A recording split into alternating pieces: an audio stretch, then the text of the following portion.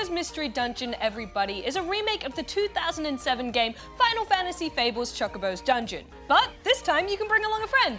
Buddies! Now, neither of us have played the original game, but Rad, I'm a big believer that a game that's a remake should stand on its own 2 feet in the year it's released. Oh, I could not agree more, Will. Every buddy has you entering randomly generated dungeons and moving on a grid to get through the levels to the exit. Along the way, you'll face all manner of monsters, traps, and loot. There is also a story that I would say I have an approximate understanding of. Ah, Rad, ever the gameplay fiend, it's simple, really. Sid and Chocobo are searching for the timeless power gem to power their airship. They then get sucked into a mysterious vortex which lands them into Lost Time, a town built beneath the Bell of Oblivion, which erases memories when it tolls. There they come across a baby which hatches out of an egg and keeps getting sucked into people's memories. Chocobo has to enter the memory dungeons to retrieve the egg boy and restore the townsfolk's memories. It only brings disaster.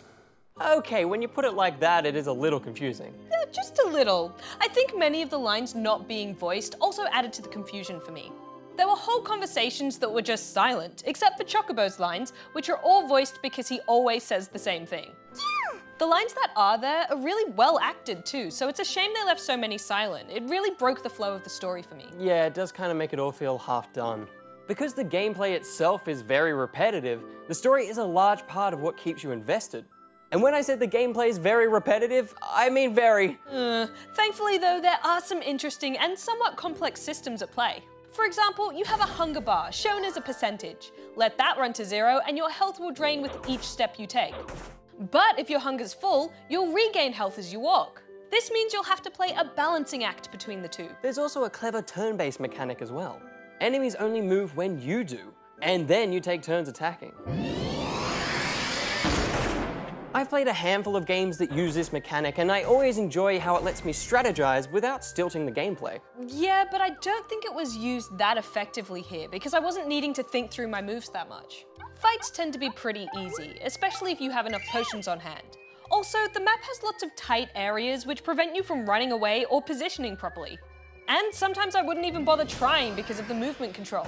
You either run around a little too quickly to be exact, or you have to thoughtfully move square by square and very deliberately move diagonally. There is a bit of strategy to how you approach each dungeon to keep it interesting. Do you explore each level fully, or do you head straight for the exit and gun it to the top?